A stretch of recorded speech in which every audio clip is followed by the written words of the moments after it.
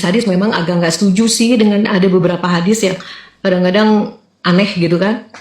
Misalnya apa Jadi saja itu Bunda? ya itu contohnya yang suka dibahas kayak apa sih? Yaitu menikahi anak kecil yang masih kecil, terus punya istri boleh istri 4. Jadi sebetulnya agak bertentangan dengan hati. Jadi Bunda lebih ke Al-Qur'an ya. Tapi kan Al-Qur'an tuh baku. Nah, sejak nonton Edis itu tuh jadi kebuka semuanya, apalagi Edis ngebahasnya hadis gitu kan. Masa sih kayaknya nggak percaya masa ada nabi kayak gitu gitu. Karena jadi sedih juga sih. Kecewa ya selama ini. Ternyata nabi yang saya imani selama ini kok begini gitu ya. Iya, kan di situ disebutkan diangkat jadi nabi aja di usia berapa tuh kalau nggak salah 40 ya. Masa Allah nggak milih-milih gitu. Tentu kan track recordnya dilihat gitu kan. Beda ya, maaf gitu. Kalau Isa kan memang dipersiapkan gitu dari lahir sudah seperti suci.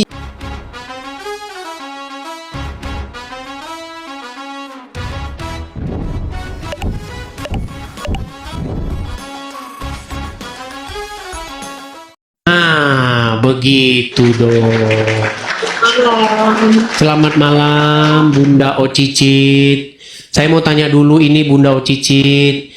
Bunda Ocicit ini seorang muslimah kah atau Kristen? Ya Muslim lah kan pakai kerudung. Muslim. Bunda Oci, Edis namanya Bunda Oci. Edis tuh seusia dengan anaknya Bunda. Oh begitu. Ya, baiklah Bunda Ocicit. Apa yang ingin mau Anda utarakan ini?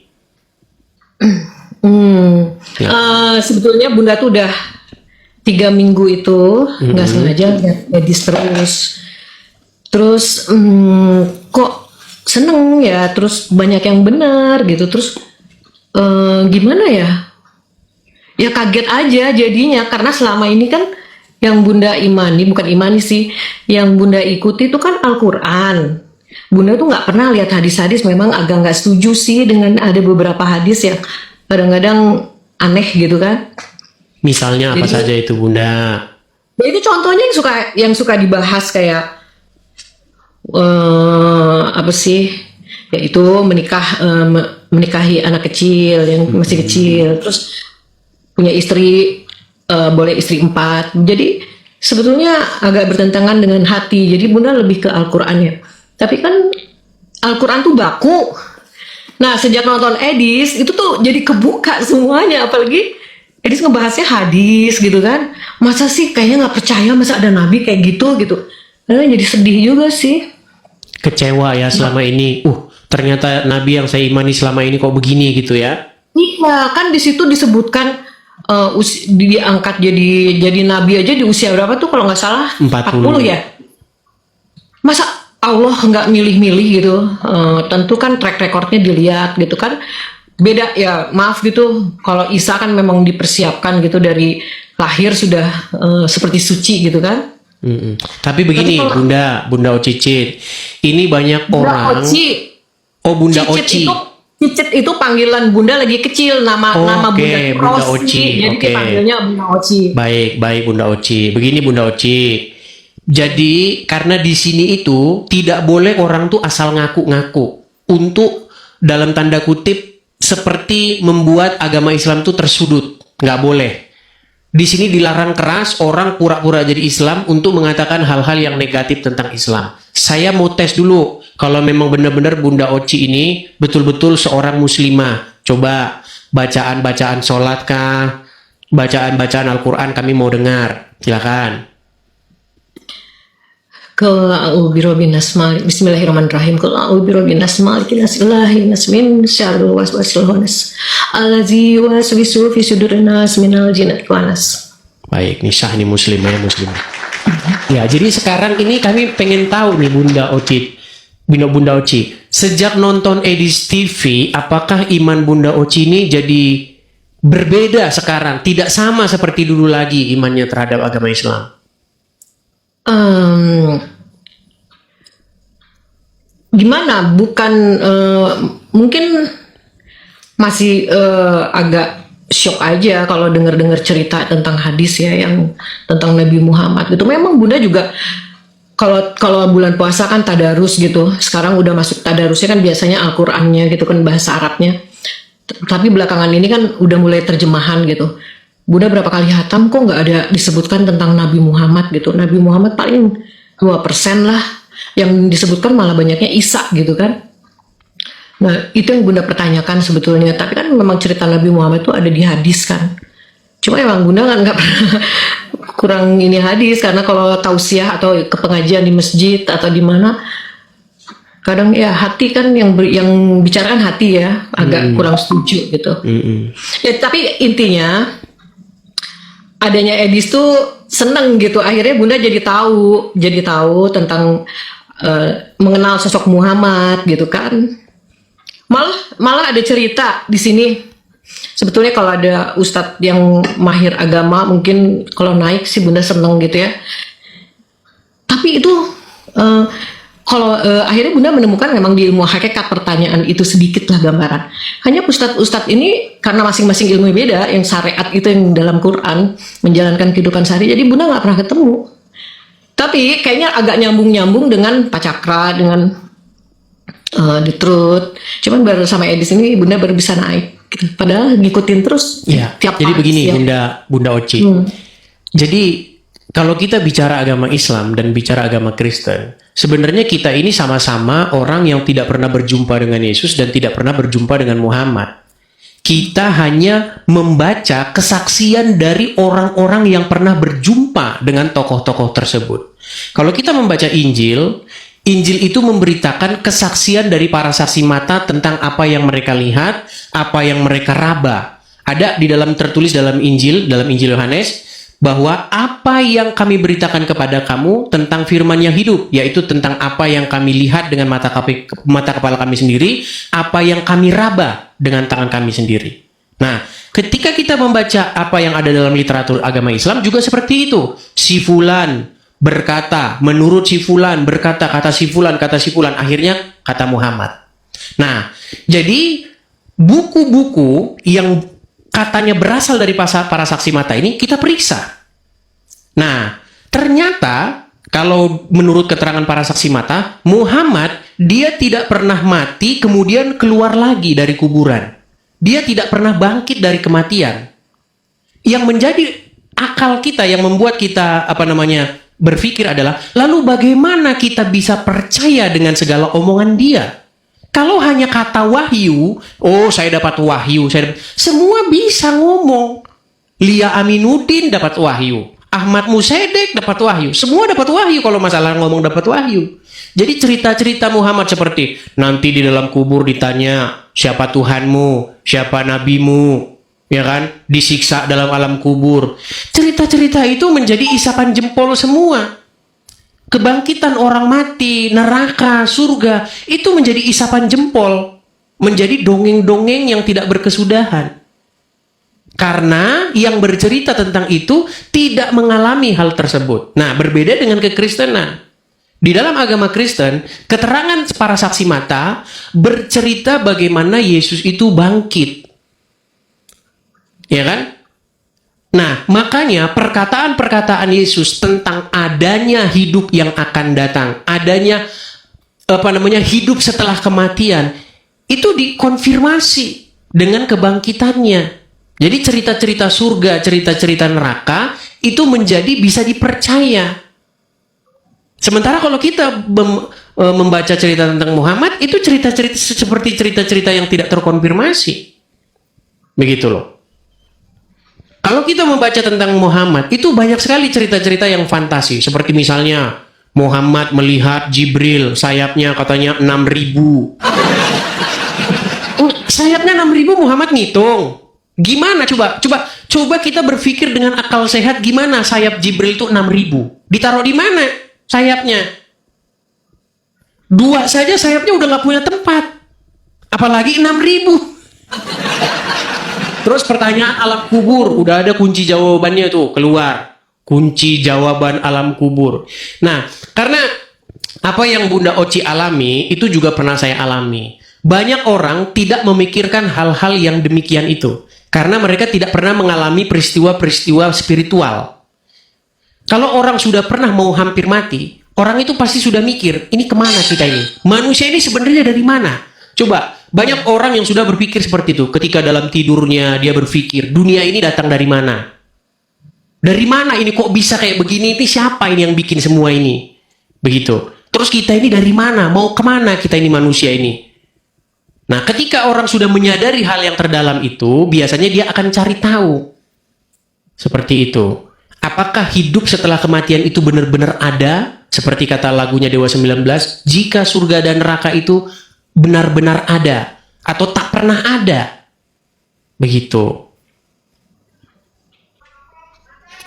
Seperti misalnya kisah Isra Mi'raj, di mana Muhammad naik ke surga atau ke Sidratul Muntaha.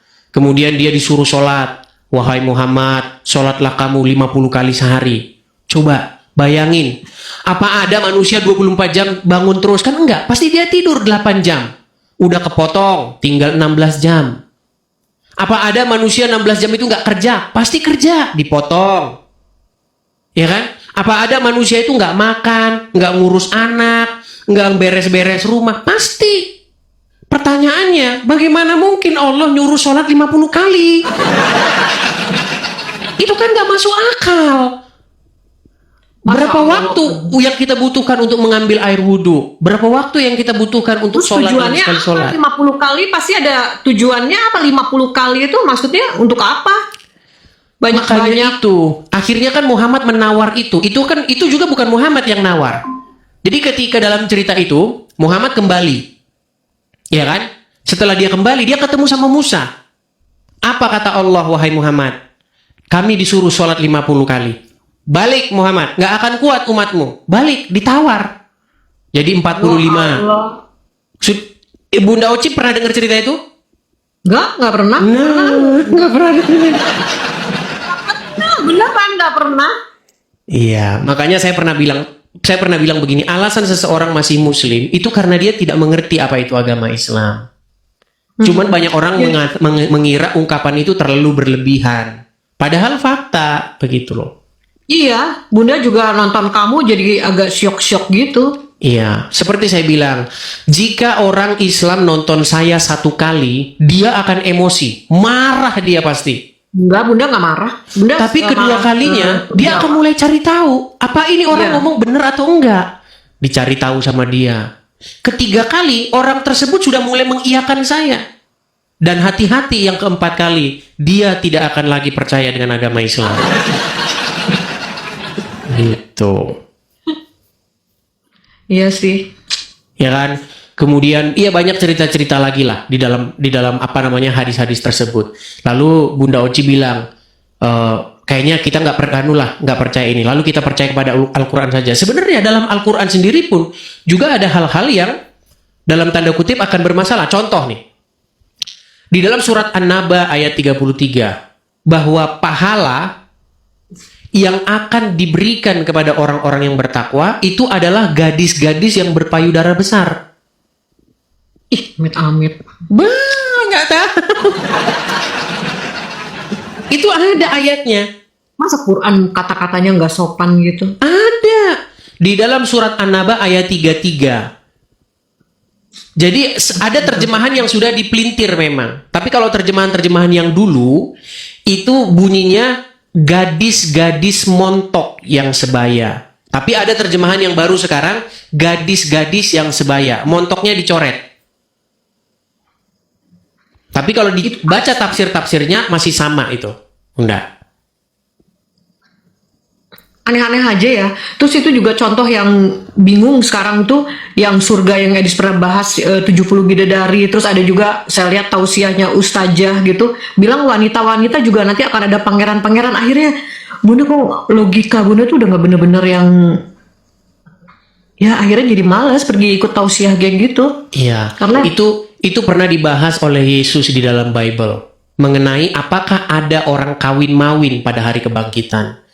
Nah, jawab Yesus adalah bahwa pada hari berbangkit, manusia itu tidak kawin dan dikawinkan lagi, tetapi hidup dalam bentuk yang baru, seperti para malaikat.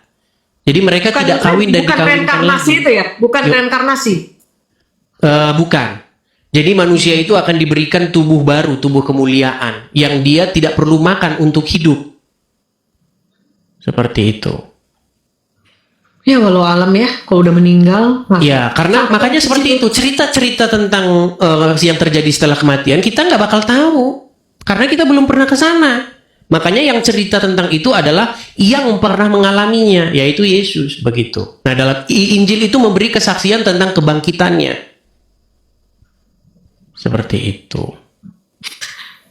Tapi ya memang sih kagum sih ketika waktu ada huru hara gitu kan, saudara bunda kan ada yang Kristen gitu kan, ada yang Kristen, mereka berdoanya tuh ya ampunilah mereka karena mereka tidak tahu apa yang mereka lakukan. Itu bunda tuh tersentuh gitu, kok nggak kayak kita nih kalau disakiti malah kayak lebih emosi gitu kan. Dan bunda juga sering lihat debat-debatnya Edis sampai ya ampun, sampai emosi jadi malu ngeliatnya. Tapi bunda bangga sama Edis bisa kontrol, dan bunda sampai bilang, sampai orang Kristen bangga punya Edis gitu.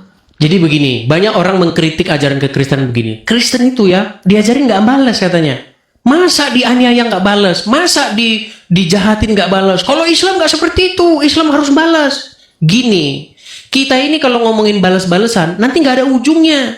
Makanya peperangan itu saling bertumpahan darah yang tidak ada ujungnya, permusuhan yang tidak pernah berakhir, itu adalah yang saling balas-membalas. Contoh, keluarga A, ya kan, menyakiti anaknya keluarga B.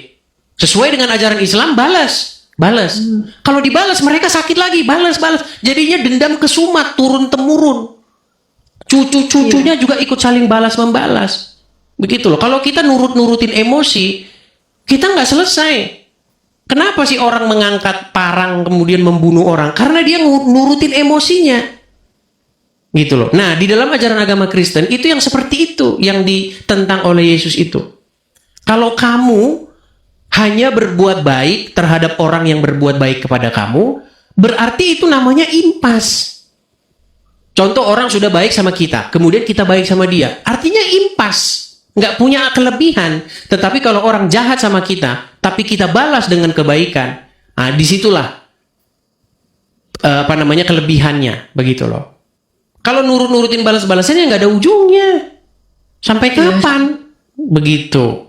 Itu kemarin sampai bunda nonton apa sih channelnya yang itu, yang kemarin adik kita yang dari kepercayaan mana tuh, dia sampai sedih ngelihatnya di channelnya apa, sampai dimaki-maki. Ya Allah, kok sampai kayak gitu, kok dia muslim kayak gitu ya, Islam kayaknya nggak ngajarin seperti itu. Adik yang kepercayaan yang Al-Mahdi itu. Oh iya. Tapi begini, yang saya maksudkan begini, kalau kita bicara tentang dalam tanda kutip kekerasan dalam agama Islam, itu memang watak itu sudah ada dari zaman Muhammad. Begitu loh. Di dalam Al-Quran, surat Al-Fat 29, dikatakan begini, orang-orang yang bersama-sama dengan Muhammad itu keras kepada orang kafir, tetapi berkasih sayang sesama mereka. Nah, kalau kita betul-betul menelusuri ayat itu secara mendalam, maka orang pasti akan meninggalkan agama Islam. Masalahnya orang Islam ketika baca Al-Quran, mereka tidak akan meresapinya. Mereka itu hanya melantunkan huruf-huruf Arabnya dengan merdu kemudian menangis. Tapi artinya apa? Tidak tahu. Makanya orang Islam tidak pernah mengerti isi Al-Quran. Ya memang. Al-Quran juga kata-katanya baku gitu, harus dibahas, harus dijabarkan sama yang ahlinya. Kalau enggak kita bingung dengan kata-katanya.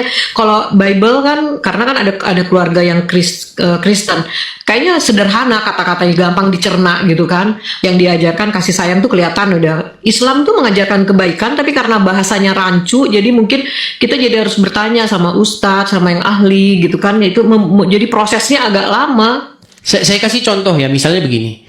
Di dalam Quran surat Al-Fat 29 dikatakan orang-orang yang bersama-sama dengan Muhammad itu saling berkasih sayang sesama mereka. Tapi sejarah Islam membuktikan bahwa orang-orang yang bersama-sama dengan Muhammad itu tidak saling berkasih sayang sesama mereka, tetapi mereka saling membantai. Setelah Muhammad meninggal, terjadi pertikaian internal umat Islam. Contoh misalnya, ketika Muhammad meninggal, istri Muhammad yang namanya Aisyah, itu bersekutu dengan Tolha, dengan Zubair, melawan pasukannya dari Ali, menantunya Muhammad. Jadi istrinya Muhammad ngelawan menantunya Muhammad. Itulah yang terjadi dalam perang Jamal, disebut perang Jamal. Karena Aisyah dan para pengikutnya itu mereka menunggangi unta. Jamal itu artinya unta. Jadi mereka saling baku bantai di situ. Ribuan kaum muslimin tewas. Setelah itu tidak usai. Perang itu masih berlanjut. Terjadi perang Siffin, perang antara kelompoknya Muawiyah, pengikut Muhammad, dengan menantunya Muhammad, yaitu Ali ibn Abu Thalib. Menantunya Muhammad karena dia menikah dengan Fatimah, anaknya Muhammad yang perempuan. Bahkan setelah itu terjadi lagi perang Karbala, di mana cucu Muhammad, Hasan dan Husain itu di situ dipenggal. Jadi perang terus. Tahu, Edis hafal ya. Saya sangat tahu sejarah agama Islam. Sejarah agama Islam itu penuh dengan darah. Bahkan setelah Muhammad meninggal, itu mayat Muhammad itu nggak keurus, saking mereka rebutan duit, rebutan tahta. Begitu loh. Ketika Muhammad meninggal, umat Islam itu ribut masalah siapa khalifah yang akan menggantikan Muhammad. Jadi mayat Muhammad sampai 3 hari nggak keurus itu. Begitu. Ya Allah. Iya. Bahkan hadis-hadis menunjukkan sebelum Muhammad meninggal, Muhammad itu ingin meminta pena dan kertas. Sebelum Muhammad meninggal, dia bilang begini, tolong bawakan kepadaku pena dan kertas, supaya aku tuliskan kepada kalian sebuah wasiat, supaya kalian nanti tidak tersesat sepeninggalku. Tetapi sahabat Muhammad yang bernama Umar ibn Khattab itu menghalang-halangi Muhammad dari menuliskan wasiat itu. Bahkan Umar bin Khattab mengatakan bahwa Muhammad tuh ngigau dia. Kenapa Umar menghalangi? Karena menurut orang-orang Syiah, Umar itu ingin menghalang-halangi Muhammad menunjuk Ali ibn Abu Thalib sebagai penerus dia. Makanya orang Syiah dengan orang Sunni itu nggak akur. Karena menurut orang Syiah, seharusnya Muhammad itu ingin menuliskan bahwasanya menantu dia, yaitu Ali ibn Abu Thalib, yang menjadi khalifah. Seperti itu. Nah, itu ada ayat-ayatnya dalam Al-Quran, di mana Muhammad itu mengancam 2 istrinya. Di dalam surat Al-Ahzab itu. Surat Al-Ahzab, ayat yang ke... Al-Ahzab atau At-Tahrim itu. Ayat yang keempat. Bagaimana di situ, jika kamu berdua bahu-membahu menyusahkan Nabi, maka ketahuilah bahwa para malaikat, Jibril, orang-orang mukmin akan membantu Muhammad. Ya itu panjang cerita itu. Kalau orang-orang muslim awam memang banyak tidak tahu itu, begitu.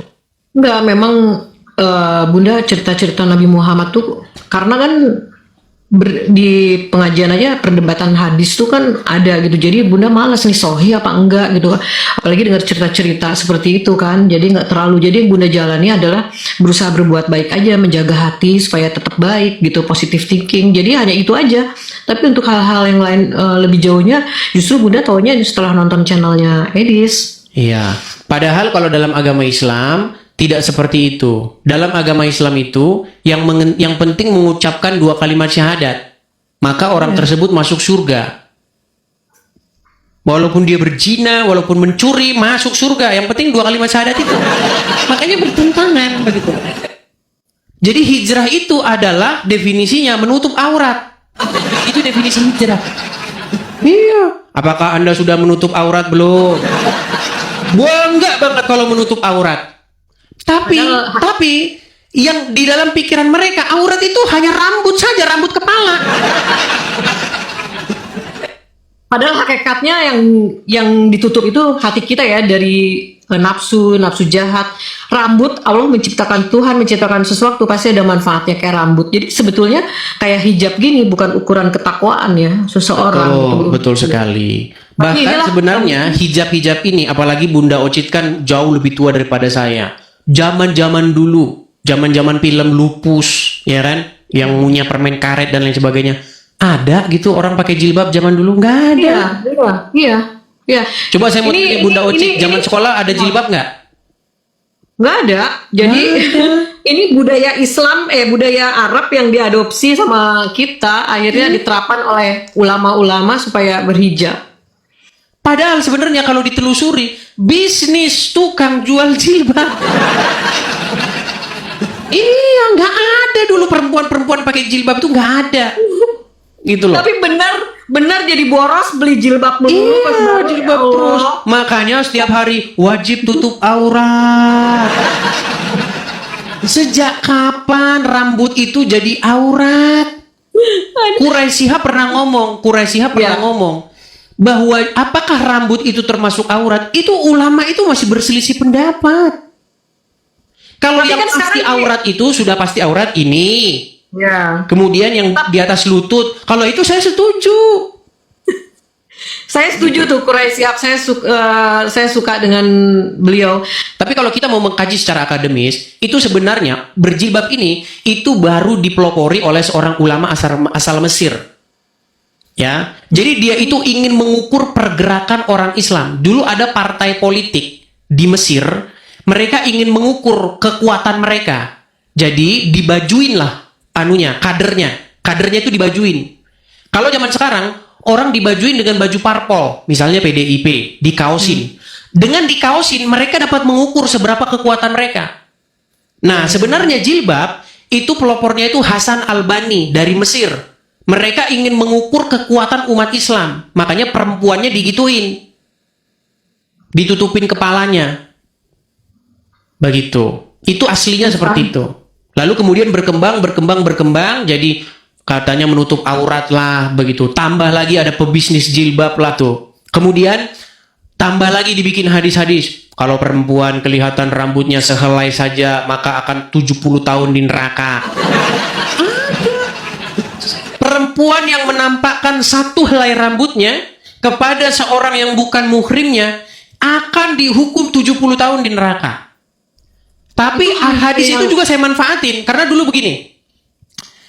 Dulu saya itu punya pegawai muslimah. Dia kalau habis dari kamar mandi, itu rambutnya itu numpuk di selokan air. Saya bilang sama dia, kamu tahu nggak, menurut hadis satu helai rambut wanita itu akan 70 tahun neraka. Dia ketawa dia, nggak percaya. Saya tunjukin hadisnya. Setelah saya tunjukin hadisnya, besok dia rambutnya tidak numpuk lagi. Ada hadisnya.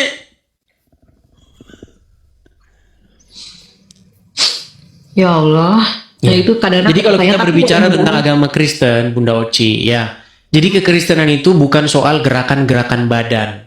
Datang kepada Tuhan itu bukan bawa gerakan begini. Kalau begini dikit terus Tuhan nggak senang. Oh, salah. Harus gini. Oh, salah. Ada yang gini. Kan banyak itu. Takbiratul ihram itu kan. Ada yang bilang begini. Ada yang segini. Ada yang di depan begini. Fungsinya apa sih? Masa Tuhan senang sama yang begini-begini? Coba kakinya harus ditekuk begini, kan ada itu salah satu video saya upload kan? Sepertinya itu bikinan deh, kayaknya ciptaan siapa pasti ada yang mengajarkan harus begini. Sepertinya bukan perintah kayaknya. Iya.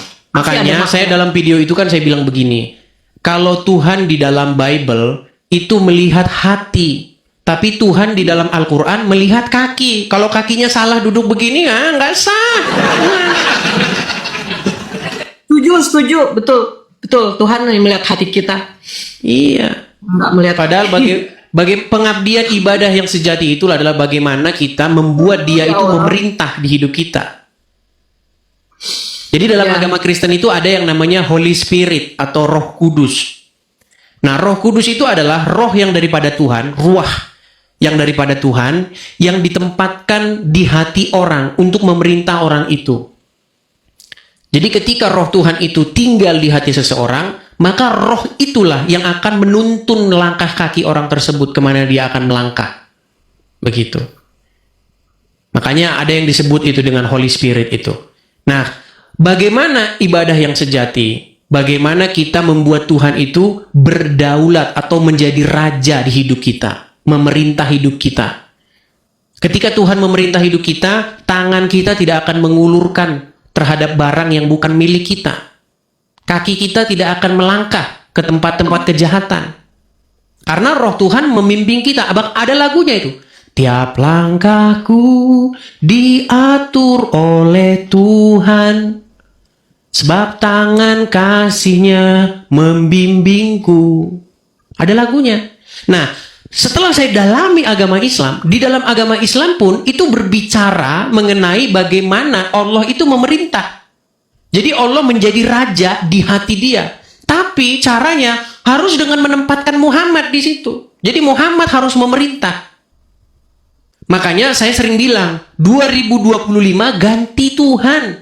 Jangan lagi Allah dan Muhammad yang berdaulat, yang memerintah di hatimu. Tetapi biarlah Yesus dan Roh Kudus, Bapa, Yesus dan Roh Kudus yang memerintah di hati seseorang.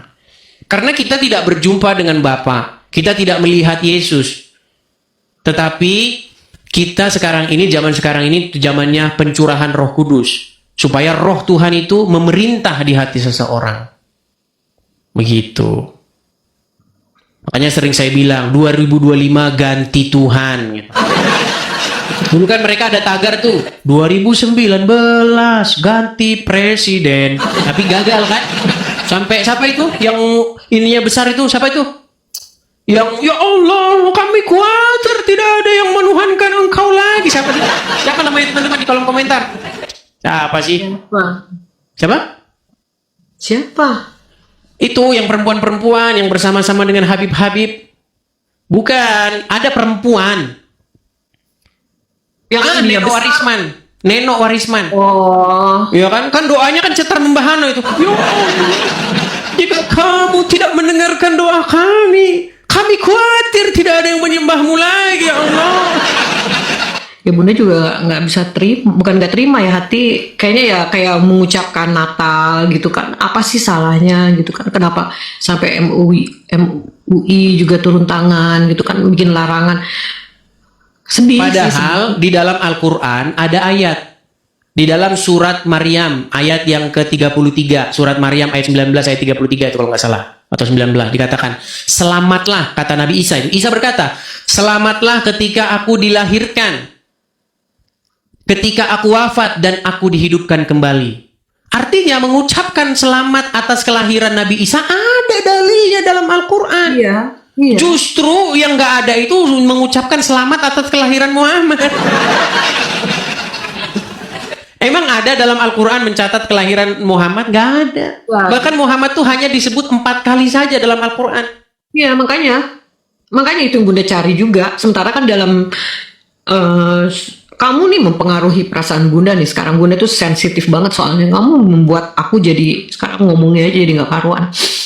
Dalam surat An-Nisa ayat ke berapa 80 itu kan dibilang mengikuti barang siapa yang taat kepada Rasul sama dengan mentaati Allah. Kita kan Yeah. udah didoktrin seperti itu. Jadi otomatis ya ke Nabi itu. Jadi kalau Edis bahas Muhammad Rob ya itu dasarnya di situ. Jadi susah. Dan itu sudah diakui juga Bunda Oci. Ya, sedangkan cerita Nabi Muhammad sendiri nggak tahu gitu kan, baru tahu sekarang dari Edis kenapa kayak gitu. Tapi kenapa bisa terpilih? Tapi mudah-mudahan nanti mungkin Bunda tanya-tanya juga sama Ustadz, nggak ada yang mau jawab. Selalu mereka bilang ibu tuh terlalu jauh, ibu tuh ini, ibu tuh harus yakin aja ikutin. Ibu susah juga sih. Imani saja gitu. Ya Pelan-pelan lah. Apa Bunda kan belajar, maksudnya banyak masukan dari kamu, dari Pak Cakra, dari mana, seneng aja, makasih gitu kan. Ya. Menjawab sebagian pertanyaan dalam hati gitu. Ya, saya cuman kutip satu ayat dalam Bible, apa yang Yesus katakan, akulah jalan dan kebenaran dan hidup, akulah kebangkitan dan hidup, begitu. Jadi kebangkitan Yesus itu menjawab segala pertanyaan-pertanyaan saya tentang kita ini dari mana, asalnya dari mana, ada apakah benar ada kebangkitan, apakah benar ada kehidupan setelah kematian, gitu. Karena kalau kita bicara sains, ya kan, ya memang apakah ada kehidupan setelah kematian? Nggak ada. Kalau kita ngomong sains, emang ada gitu? Nggak ada. Orang mati selesai mati, nggak ada lagi. Tapi seperti pengalaman-pengalaman spiritual kan, yang Bunda Ocha cerita, dulu udah pernah koma. tapi masih memiliki kesadaran seperti itu. Masih- Apakah itu masih- adalah roh, spirit, atau itu adalah sisa-sisa energi yang masih ada di dalam batang otak kita, atau bagaimana? Iya, iya. Itu semua masih dalam pengkajian. Tapi saya juga pernah meneliti ya, pengalaman-pengalaman orang yang mau mati. Ternyata itu bukan hanya terjadi di Indonesia. Saya pernah mengkaji satu kajian apa yang terjadi sebelum orang mati. Ternyata ada hal yang sama gitu. Jadi sebelum orang mati itu biasanya dia itu didatangi sama orang-orang yang sudah mati. Begitu. Beberapa hari sebelum orang mati, ada orang mati yang datang ke rumah ngetok pintu. Terus si orang ini bilang, si Anu datang. Si siapa begitu? Dia nyebutin orang-orang yang udah mati. Nah, apakah itu halusinasi ataukah itu benar-benar spirit membuktikan bahwa memang dunia setelah kematian itu sungguh-sungguh ada? Itu pernah juga saya kaji seperti itu. Iya. Gitu. Sebelum mati orang ceritanya kayak begitu. Seperti itu. Iya, Bunda juga didatangin sama ayah Bunda gitu kok. Jadi Bunda waktu itu berpikir, oh, mungkin saya udah waktunya kembali gitu. Jadi waktu itu juga Bunda berdoanya ketika sadar, ya Tuhan kalau memang, ya Allah kalau memang ini sudah waktunya, insya Allah hamba ikhlas gitu kan, udah siap. Tapi kalau belum waktunya, beri kesempatan hamba untuk sembuh, insya Allah hamba akan menjadi orang yang lebih baik gitu. Itu memang, cuman ada beberapa pertanyaan Bunda yang nggak terjawab gitu sampai sekarang. Ya itulah.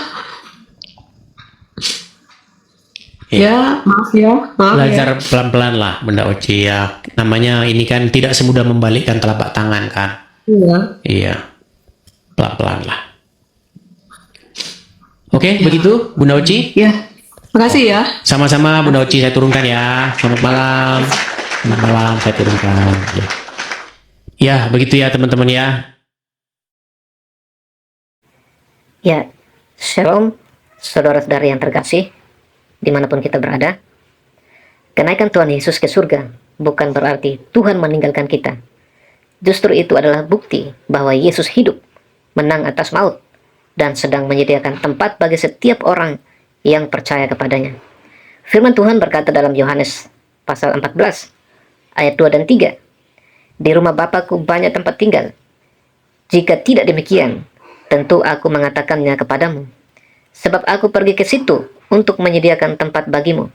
Dan apabila aku telah pergi ke situ dan telah menyediakan tempat bagimu, aku akan datang kembali dan membawa kamu ke tempatku, supaya di tempat di mana aku berada, kamu pun berada." Ya, saudara-saudara yang terkasih, betapa indah janji Tuhan ini. Saat dunia penuh air mata, kecewa, dan penuh pergumulan, Tuhan Yesus sudah menyiapkan rumah kekal bagi umatnya. Surga bukan dongeng, surga adalah janji Allah bagi orang yang tetap percaya dan setia kepada Kristus. Kenaikan Tuhan Yesus juga mengingatkan kita bahwa hidup di dunia ini hanya sementara. Harta, jabatan, dan kebanggaan dunia akan berlalu. Tetapi keselamatan di dalam Tuhan Yesus bersifat kekal. Karena itu, jangan sampai hati kita jauh dari Tuhan. Bahkan kita tidak percaya kepada Tuhan Yesus. Tetaplah hidup dalam kasih, pengampunan, dan iman kepada Yesus. Mungkin hari ini ada yang sedang lelah, ada yang sedang menangis, ada yang merasa sendirian dan tidak dihargai. Ingatlah, Tuhan Yesus melihat setiap air mata kita. Dia tidak pernah meninggalkan anak-anaknya. Tuhan yang naik ke surga, itu juga Tuhan yang akan datang kembali menjemput umatnya. Firman Tuhan juga berkata dalam Kisah Para Rasul, pasal 1 ayat 11, Yesus ini yang terangkat ke surga meninggalkan kamu, akan datang kembali dengan cara yang sama, seperti kamu melihat dia naik ke surga. Jadi hari ini mari kita hidup dengan pengharapan. Jangan menyerah dengan keadaan.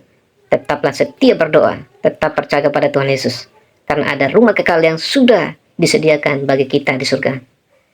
Ya, teman-teman yang terkasih, kalau video ini memberkati saudara-saudara semua, jangan lupa like, komen, dan subscribe supaya semakin banyak orang mendengar kasih dan keselamatan dari Tuhan Yesus Kristus.